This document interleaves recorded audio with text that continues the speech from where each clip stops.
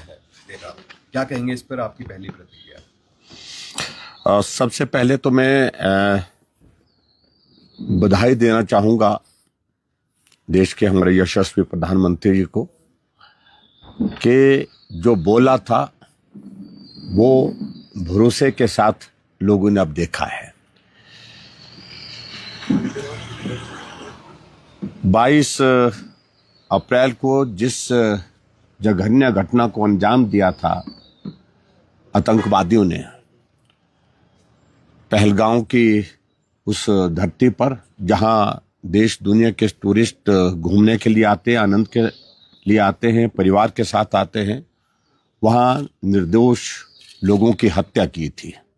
और ये पहली बार ऐसा वाक्य देखा गया था जहां धर्म पूछ पूछ करके गोलियां चलाई गई थी।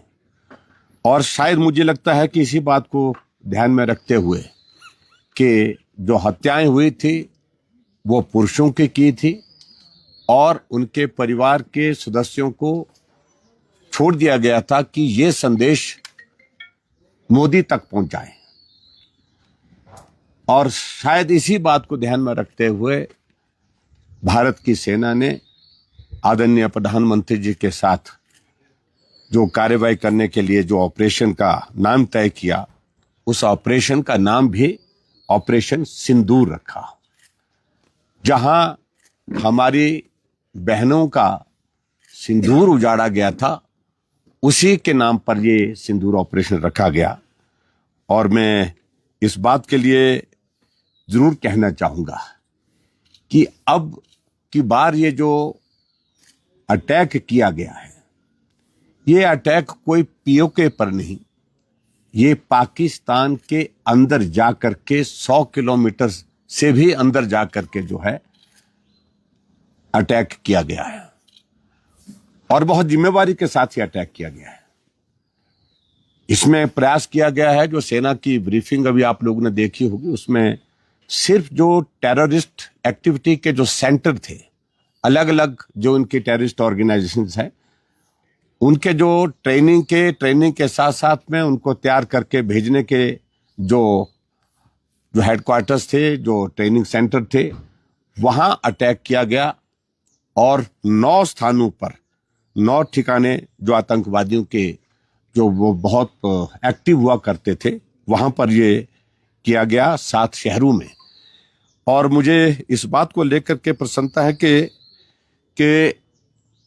जो अटैक हुए इतने सटीक हुए हैं, इतने स्पष्ट हुए हैं, और पाकिस्तान जो है वो बौखलाहट में है। और बौखलाहट के कारण आज पाकिस्तान टेलीविजन की आप देखें, उनकी न्यूज एजेंसीज को अगर देखें, वो सारी चीजों को लेकर के समझ नहीं पा रहे हैं कि इसका जवाब किस प्रकार से दिया जाए लोगों को, क्योंकि अफरा तफरी का एक माहौल है। मैं सबसे पहले तो इसी बात को लेकर के देश के यशस्वी प्रधानमंत्री नरेंद्र मोदी जी को बधाई देता हूं और देश की सेना को साधुवाद देता हूं, बहुत बधाई देता हूं। जिस पराक्रम के साथ जो सटीक प्रहार जो किया गया, जो ठिकाने तय किए गए, वहीं पर ही जो है वो तहस नहस कर दिए गए वो ठिकाने। तो ये इस बात के लिए भारत की सेना को मैं बहुत बहुत बधाई देता हूं। मैं सिर्फ इतना ही कहना चाह रहा हूं आज के इस छोटी सी ब्रीफिंग में कि पूरा देश इस हमले में जो पाकिस्तान के ऊपर किया गया है, टेररिस्ट सेंटर्स के ऊपर, देश की जनता साथ में है। और हिमाचल प्रदेश देवभूमि भी चट्टान की तरह देश की सेना के साथ है। देश की सेना के साथ साथ में देश के नेतृत्व के साथ है, प्रधानमंत्री नरेंद्र मोदी जी के साथ है। मैं सिर्फ ब्रीफ में सिर्फ इतनी ही बात कहना चाहूंगा। और जहां हिमाचल प्रदेश में विशेष तौर से जो आवश्यक चीजों को लेकर के जो इनपुट, जो गाइडलाइंस हमको केंद्र की ओर से जो नागरिक सुरक्षा की दृष्टि से जो भी प्राप्त होंगी, उसके अनुसार हम सब लोग काम करेंगे। और देश सर्वोपरि है। देश की सेना को आज के इस अवसर पर बहुत बहुत बधाई, बहुत शुभकामनाएं। सर, आज एक मॉक ड्रिल का आयोजन भी किया जा रहा है, ये भी एक युद्ध के अभ्यास में। देखिए, मॉक ड्रिल एक इस प्रकार की स्थिति जब होती है उससे पहले ये स्थिति होती है, और ऐसी स्थिति में जो नागरिक जो बहुत सारी चीजों से वाकिफ नहीं होते हैं, परिचित नहीं होते कि ऐसी परिस्थिति में उनको क्या करना है अपनी सुरक्षा के लिए, अपने परिवारजनों की सुरक्षा के लिए, अगर घटना कहीं घटित हो भी जाती है इस प्रकार से, क्योंकि हालात इस प्रकार के आने वाले समय में दिखते हैं, किसी घटना को मना नहीं किया जा सकता है। ऐसी सूरत में कोई घायल हैं उनको सुरक्षित कैसे पहुंचाया जा सकते हैं, अपने जान को जोखिम में ना डाल करके कैसे बचा सके, और जहां इस प्रकार की मदद करने की जरूरत है, और एहतियात के तौर पर क्या क्या हमको सुरक्षा की दृष्टि से किन किन चीजों को लेकर के हमको अपनी तैयारी रखनी चाहिए, इन सारी बातों के लिए मॉक ड्रिल जो है वो बहुत आवश्यक है। और मॉक ड्रिल तो आज है, लोग सोच रहे थे कि मॉक ड्रिल तक कुछ नहीं होगा, लेकिन उससे पहले ही जो भारत की सेना ने पाकिस्तान को मुंह तोड़ जवाब दिया है, और इसके लिए मैं बहुत बहुत बधाई देता हूं। मैं देख रहा था कि मैं अभी जो ब्रीफिंग सुन रहा था, जो बहावलपुर पाकिस्तान के अंदर है वो 100 किलोमीटर दूर है जो बॉर्डर से, और 100 किलोमीटर दूर तक भारत घुसा है। और मुरीद के जो पाकिस्तान के अंदर है वो 30 किलोमीटर है, गुलपुर जो पाकिस्तान के अंदर जो 35 किलोमीटर है, स्वाई कैंप जो है वो 30 किलोमीटर अंदर है, बिलाल कैंप जो है जो है वो उसके बारे में कुछ जानकारी डिटेल में नहीं दी थी। जो कोटली है वो 15 किलोमीटर अंदर है, बरनाला कैंप 10 किलोमीटर अंदर है, सरजाला कैंप जो है वो 8 किलोमीटर है, महमूना कैंप जो है पीओके के अंदर जो है वो 15 किलोमीटर है। और इसमें से कुछ जगह पाकिस्तान के अंदर है, जो खास तौर से जो बहावलपुर जो है, जो पाकिस्तान का बहुत बड़ा एक शहर भी है और केंद्र भी है, जहां बड़े स्तर पर जो है वो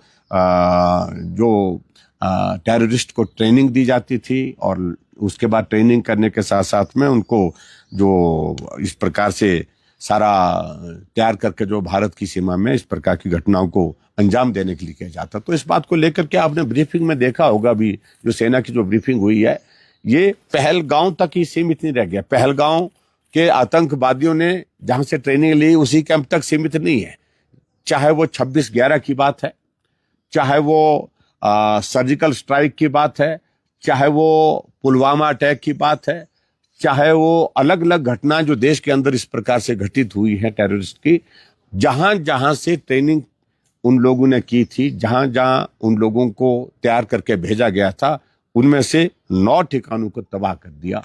और आज मुझे लगता है कि कुछ लोग जो इस बात के लिए कहते थे कि सबूत दीजिए सबूत दीजिए, अब सबूत पाकिस्तान अपने आप दे रहा है। वहां की वीडियो आप देखें, बहुत तबाही हुई है वहां पर। तो यही मुझे आप सबके बीच में कहना था। कोई आंकड़ा आपके पास है कि कितने? नहीं, इस सारी चीज को लेकर के जब आंकड़ा देखिए, ये आधिकारिक आंकड़ा आर्मी की ओर से आना चाहिए, इस पर कोई हमको कोई बात करनी ही नहीं चाहिए। पाकिस्तान होगी क्या, आपको क्या लगता है? देखिए, इस बात को आप मान करके चलिए कि पाकिस्तान एक ऐसा मुल्क है, ऐसा देश है जो जिम्मेवारी के साथ कोई काम नहीं करता है। उसका काम जो भी होता है गैर जिम्मेदाराना होता है, और जो खासतौर से जो अनप्रोफेशनल तरीके से वो सारी चीजों को सोचता है, करता है। इसलिए उनसे कोई ऐसी हम सोचें कि हमको अब उम्मीद नहीं है। वो दहशत के कारण और तनाव के कारण और उसके साथ साथ में इस बौखलाहट में ऐसी कुछ हरकतें करेगा निश्चित रूप से, क्योंकि बॉर्डर एरिया में मैं देख रहा था, सुन रहा था, रियासी, सांबा, अखनूर में लगातार जो है एलओसी में जो सीजफायर का जो है वो उल्लंघन हुआ है, लगातार फायरिंग हो रही है। और पर्टिकुलरली वो तो टारगेट और कुछ नहीं कर रहे हैं, वो टारगेट सिविलियन जो हमारी बस्तियां हैं, जो है वो गांव है, उनको टारगेट करने की कोशिश कर रहे हैं। तो इसलिए वो कुछ भी कर सकते हैं, लेकिन भारत की सेना सक्षम है, निश्चित रूप से जो करेंगे उसका मुंह तोड़ जवाब देंगे। सर, हिमाचल के परिप्रेक्ष्य में अगर बात करें तो इंटरनेशनल बॉर्डर जो है वो यहाँ पर लगता है, और सीमावर्ती इलाके जो जम्मू कश्मीर के साथ हैं या पठानकोट के साथ है, ये देखा गया है कि ज़्यादातर इलाकों में अब छुट्टियां कर दी गई हैं स्कूलों में। क्या हिमाचल को भी कोई समीक्षा करने की ज़रूरत है? हिमाचल सरकार के लिए आप क्या कहें? ये देखिए, मुझे लगता है कि अभी आज इस सारी चीज को लेकर के बहुत जल्दबाजी करना भी उचित नहीं है, लेकिन फिर भी उसके बावजूद एहतियात के तौर पर, क्योंकि ये जो युद्ध का जो संचालन है ये केंद्र सरकार के नियंत्रण में होता है, और केंद्र सरकार यानी कि जो हमारी तीनों सेनाएं हैं उसमें से जो इनपुट मिलता है, केंद्र को मिलता है, उसके आधार पर स्टेट को कोऑर्डिनेट करके उनको इंफॉर्मेशन शेयर की जाती है कि आप एहतियात के तौर पर ये कदम उठाइए। और मैं समझता हूं कि प्रदेश सरकार जिम्मेवारी के साथ वो सारे कदम उठाएंगी नागरिक की सुरक्षा के संदर्भ में, और उसके साथ साथ वो एसेंशियल जो कमोडिटीज हैं उनकी उपलब्धता सुनिश्चित रहे, और किसी तरह का आतंक का एक माहौल, डर का एक माहौल जो है वो समाज में ना हो, इस बात को सुनिश्चित करने के लिए प्रदेश सरकार भी कदम उठाएगी। सर, हिमाचल में सोशल मीडिया पर काफ़ी घमासान चला हुआ है। कल मंत्री ने कहा है कि बीजेपी के नेता जो है हरोली के विकास को नहीं बचा पा रहे हैं, इसलिए बीजेपी की तरफ वो जो पोस्ट है वो डाली गई थी। क्या कहेंगे सर? नहीं, देखिए, मुझे लगता है कि खास तौर से मैं आज के इस अवसर पर तो उस बारे में कुछ कहना नहीं चाह रहा हूँ। ये लड़ाई कांग्रेस की आपस की लड़ाई है, ये एक तरह की लड़ाई हम देख रहे हैं। कांग्रेस में जो अंतर्कलह है चरम सीमा पर पहुंच गई है, और ये सारी बातें पहले हम कहते थे, लेकिन अब चौक चौराहे पर है, अब सब लोग इन बातों को जानते हैं। मुख्यमंत्री उप मुख्यमंत्री के आपसी संबंध किस प्रकार से हैं, और कुछ मंत्री किसी के पक्ष में आ रहे हैं, कुछ मुख्यमंत्री के पक्ष में आ रहे हैं कि विधायक सारे जो है वो मुख्यमंत्री के साथ हैं।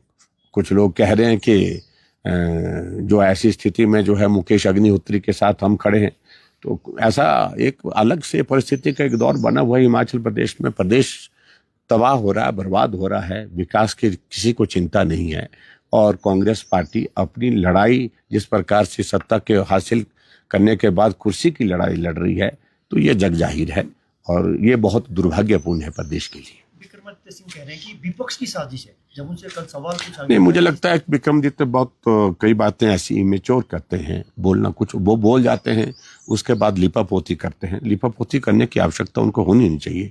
अगर वो मुकेश अग्निहोत्री जी के पक्ष में आए हैं, वीरभद्र स्कूल ऑफ थॉट का उनने जिक्र किया है कि आपको साजिशों से डरना नहीं चाहिए, तो उनको स्पष्ट करना चाहिए कि मैंने उनके संदर्भ में क्या है।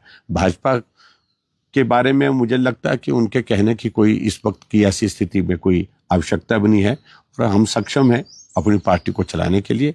वो अपनी सरकार चलाएं, अपनी पार्टी चलाएं। ना तो पार्टी चल पा रही है, पार्टी की प्रदेश की अध्यक्षा के समक्ष किस प्रकार के जो है वो वहाँ पर बिलासपुर में संविधान बचाओ कार्यक्रम में कांग्रेस के ही एक नेता ने भाषण दिया, और उस भाषण को रोक नहीं पाए, रोकने की कोशिशें हुई, लेकिन उसने ना मुख्यमंत्री को छोड़ा, ना सरकार के मंत्रियों को छोड़ा, ना ही प्रदेश के अध्यक्षा को छोड़ा। यानी कि खुलेआम उस व्यक्ति ने वहां पर इतने गंभीर आरोप लगाए हैं, और पर्टिकुलरली एक कम्युनिटी का होने के बावजूद उसने इस बात को भी बड़ा स्पष्ट कर दिया कि हम किसको वोट देते हैं, किसको नहीं वोट देते हैं। So thank you. आप वही चाय लाओ।